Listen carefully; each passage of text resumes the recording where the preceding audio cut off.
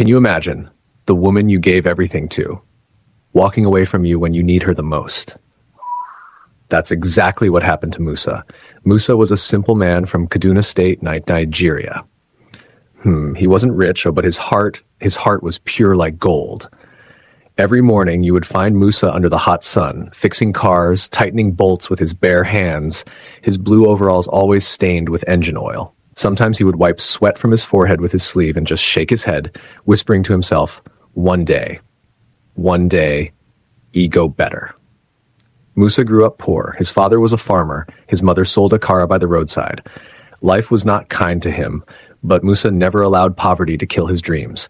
He learned how to fix cars from an old man in the neighborhood, and with time, Musa became one of the best local mechanics around. Now, Musa wasn't just good with cars, he was also good with love, and that's how he met Zainab. Ah, Zainab. Her beauty could stop traffic, no lie. Light caramel skin that glowed under the sun, small round face, big bright eyes that could melt anybody's anger. She had a laugh that sounded like music. But Zainab liked good things, expensive things. When Musa and Zainab fell in love, everybody in the community whispered, how can Zainab marry a common mechanic? But love is blind sometimes. Musa worshipped the ground she walked on. Even though he didn't have much, he would save every naira to buy her small gifts. A new wrapper here, a pair of slippers there. He tried. He really tried. They got married in a simple ceremony, nothing fancy, just family and friends under a rented canopy. Zainab smiled all through, but deep down, she wanted more. She wanted the big house, the fine car, the jewelry. Musa, breathing heavily from stress and excitement that day, whispered into her ear, I will make you happy, my wife. Just give me time. Not long after, God blessed them with a miracle. Twin girls. Musa was overjoyed. He named them Aisha and Amina. Tiny little angels with soft brown skin and Musa's shy smile. Life was hard. Feeding twins on a mechanic's salary? It was not easy. Musa worked from dawn to dusk, coming home with blistered hands and aching bones. Sometimes he would slump into the old worn-out chair by the door, breathing heavily, too tired to even eat. Zainab would just stare at him, her face tightening more and more each day. Musa, look at you, she would say one evening, arms crossed, voice sharp. Is this the life you promised me? Musa would just lower his head, swallowing the lump in his throat. I'm trying, Zainab. I day try. Please, just be patient. But patience ran out fast in Zainab's heart. Every small argument turned into a big fight. Neighbors could hear her voice cutting through the air like a knife. Sometimes Musa would just stand there, his chest rising and falling, blinking back the shame. One rainy night, when the thunder was loud and the twins were crying from hunger, Zainab made up her mind. She waited till Musa was fast asleep, his tired body curled up on the threadbare mattress, and she packed her small bag. No tears, no goodbye, just a cold, silent exit into the wet darkness. By the time Musa woke up, rubbing sleep from his eyes, he realized the house was too quiet. No Zainab. No sounds of her moving around. The twins were still there, crying in their wooden cot, their tiny fists waving helplessly in the air. Zainab? Zainab? Musa's voice cracked as he searched the small room, calling her name, his heart hammering against his ribs. But she was gone. And all she left behind were 2 babies and a note.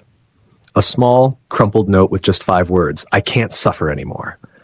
Musa sank to the ground, holding the note, tears pouring down his face.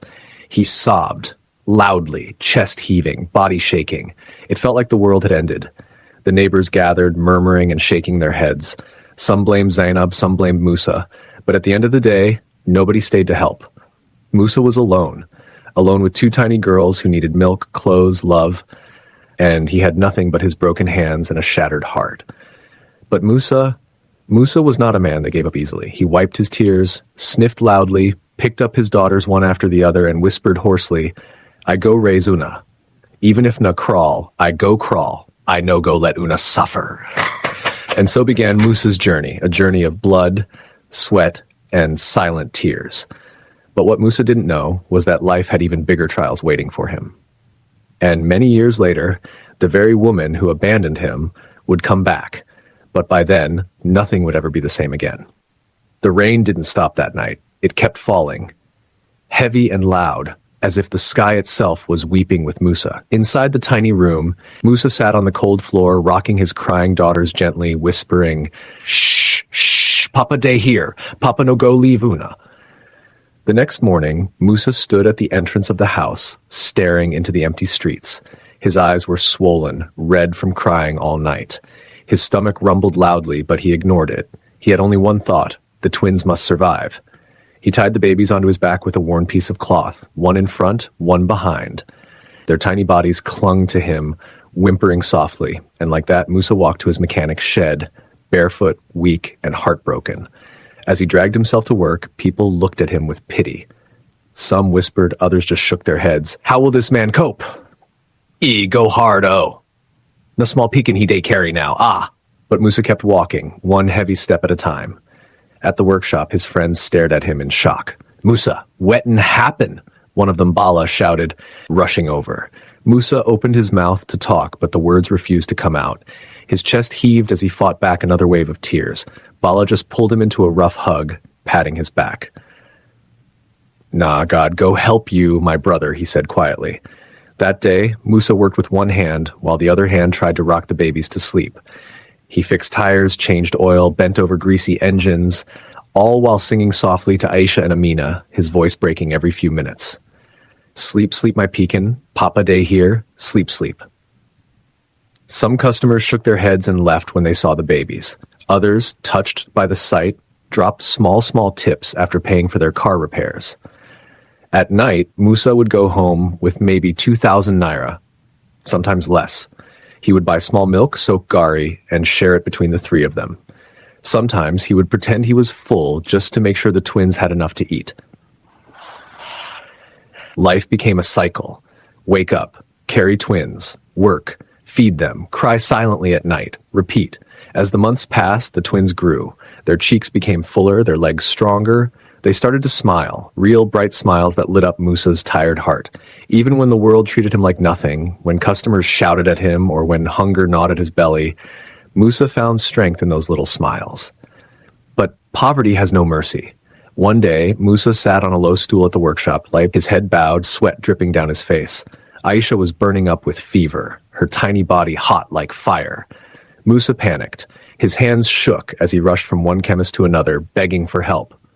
"I beg. I go pay small," he cried, kneeling on the cold floor of the pharmacy. The woman behind the counter, a kind elderly woman, wiped her eyes with her wrapper and agreed. She handed him some drugs and a small bottle of cough syrup.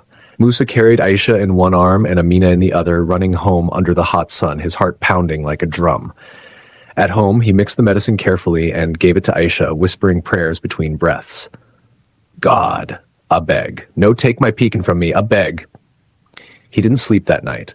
He just sat there, eyes wide open, watching Aisha breathe, counting every little rise and fall of her chest. Morning came. Slowly, Aisha opened her eyes and gave a tiny, weak smile. Musa let out a shaky breath and laughed through his tears. Thank you, God," he whispered, kissing her forehead. But the battle was far from over.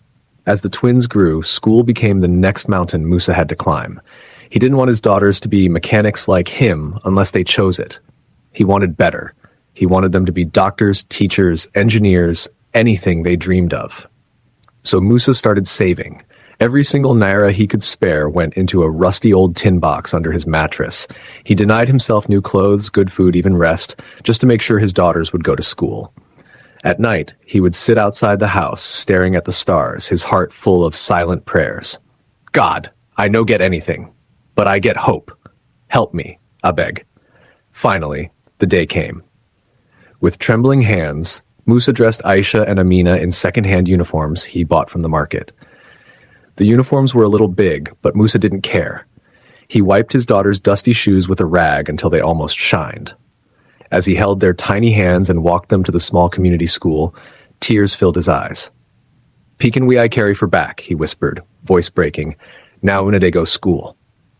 Other parents stared, some smiling, some shaking their heads in disbelief. Musa, the poor mechanic, sending his twins to school.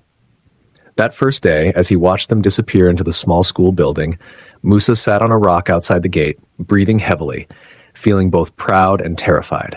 He had no idea how he would keep paying the fees, but he had made a promise to himself and to God. He would rather die than let his daughters suffer. Years passed. The twins grew into beautiful, smart girls. They were the pride of their small street. Aisha loved science. Amina loved books. They called Musa the best papa in the world, hugging him tight whenever he came home, covered in oil and sweat. Sometimes Musa would sit outside the house at night, listening to their laughter as they did homework inside, and just smile quietly to himself. Maybe, just maybe, life was getting better. But life has a funny way of testing you when you least expect it. One sunny afternoon, as Musa was fixing a rich man's SUV at the workshop, a black Jeep pulled up across the street. The door opened and a woman stepped out. Tall, elegant, with expensive jewelry and a designer bag slung over her shoulder. Musa looked up, squinted against the sun, and his heart froze. It was Zainab, the woman who had left him and the twins to suffer, and she was back, smiling, looking richer and finer than he had ever seen her before. What she said next would shake Musa's entire world once again. Musa stood frozen, spanner in hand, his chest pounding so hard it felt like his ribs would crack.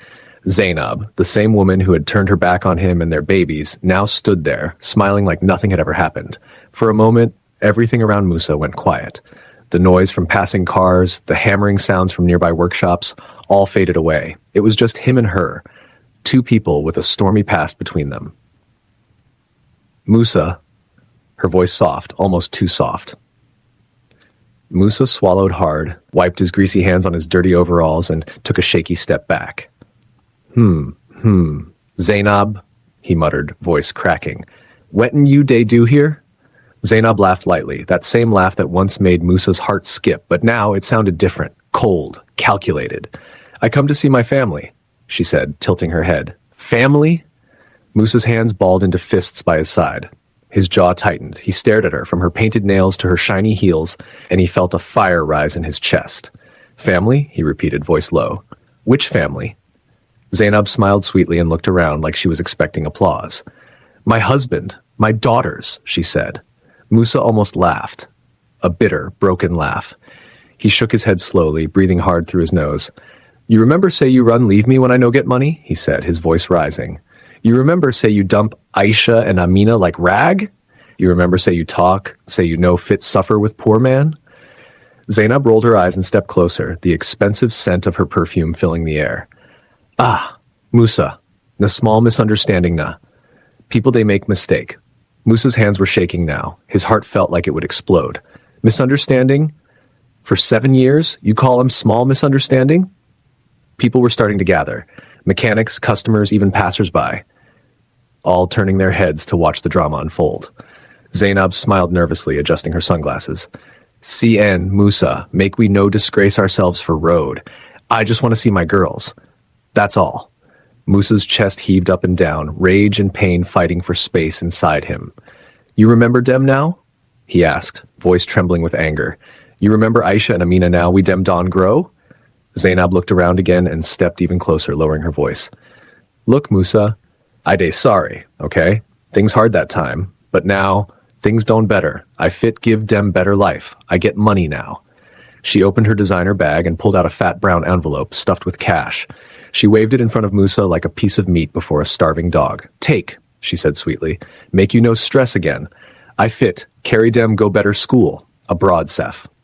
Musa stared at the money. His throat felt dry, his hands itched. He remembered the nights he had cried himself to sleep while holding his hungry babies. He remembered the days he had walked under the hot sun, fixing cars just to buy small milk. He remembered the fever, the tears, the hunger, the shame. And now, because the girls were growing into beautiful, smart young ladies, now she wanted to come back. Musa stepped back, shaking his head.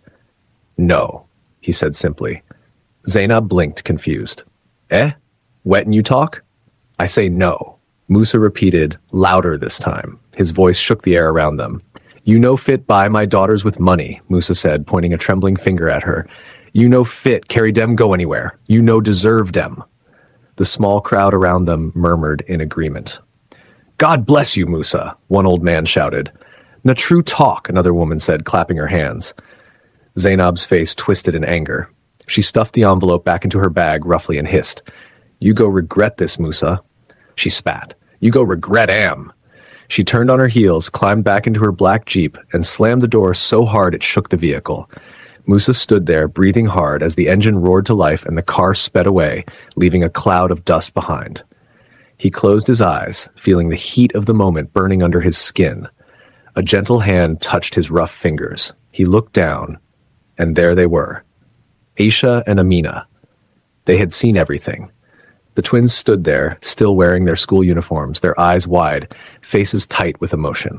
Aisha, the bolder one, clutched Musa's hand tighter. "Papa," she said, her voice shaking slightly, "we no need Am. We no need her." Musa knelt down slowly, his knees creaking, and pulled his daughters into a hug so tight it almost hurt. Tears streamed down his face as he whispered into their hair, "Nauna be my life. Nauna be my everything." They stayed like that for a long time, right there on the dusty roadside, surrounded by people, by noise, by life. But in that moment, it was just them, Musa, Aisha, and Amina, a family that had fought through the worst and were still standing.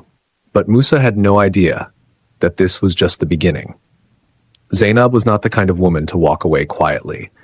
In the coming days, she would do something so cruel, so unexpected, that it would threaten to destroy everything Musa had worked for.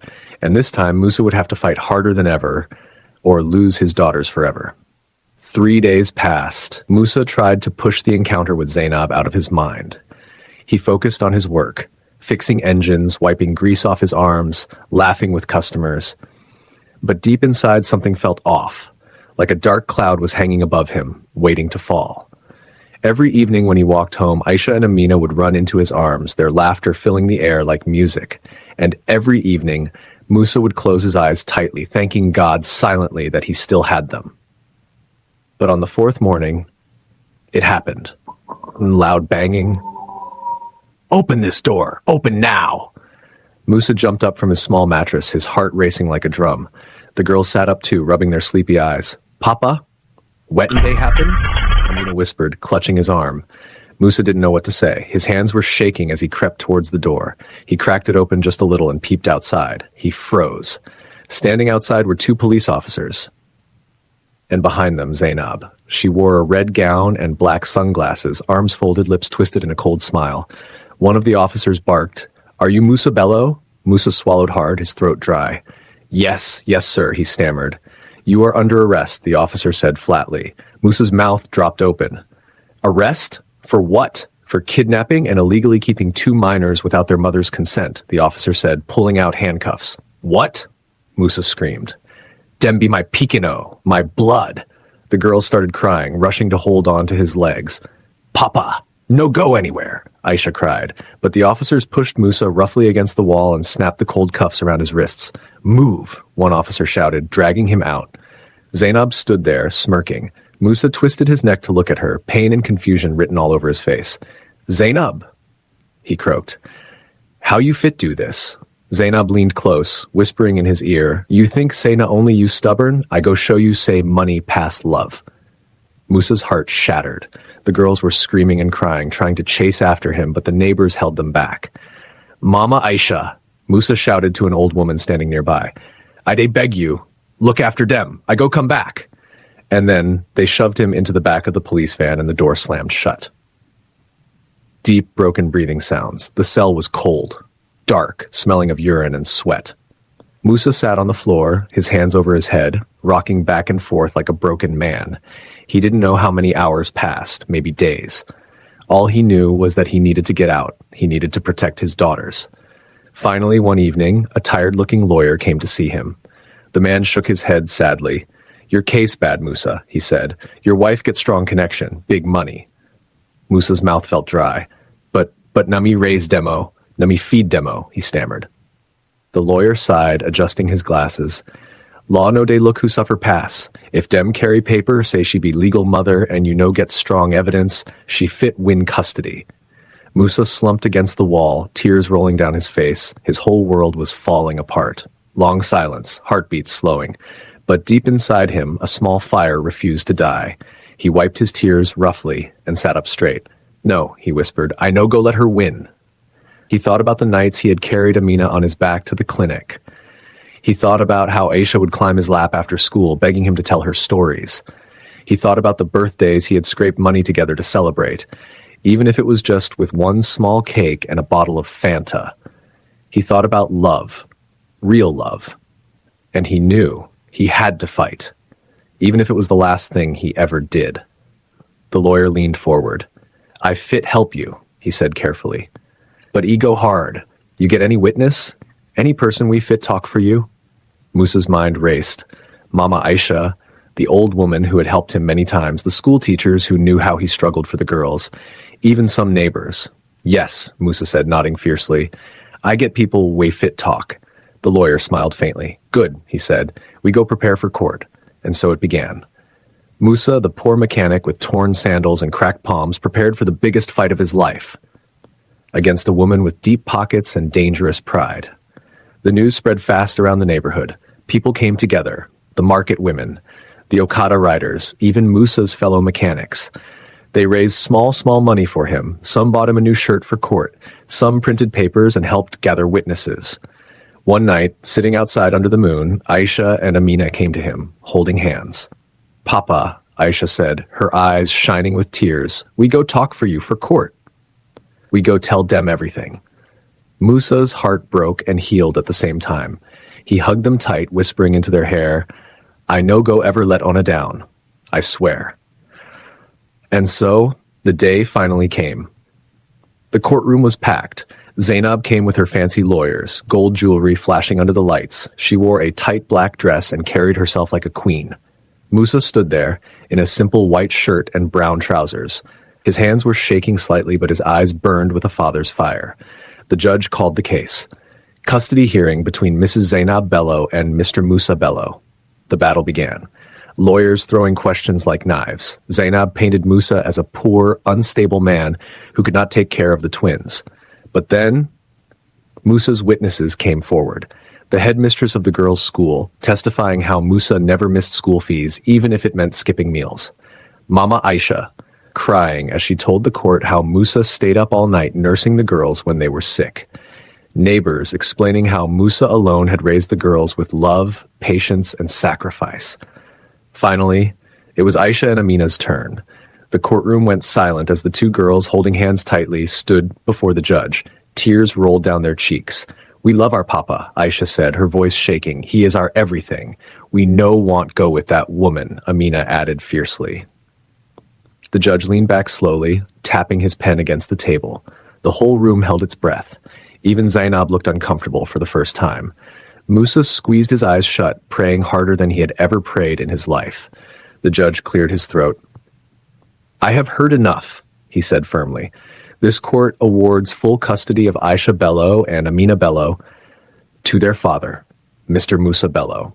I gasped across the Musa dropped to his knees right there, sobbing like a child. Aisha and Amina ran to him, wrapping their arms around him tight. Zainab stormed out of the courtroom, her heels clicking furiously against the tiles. Musa didn't even look at her. He had his girls. He had his life. He had won. Long, slow, emotional breathing.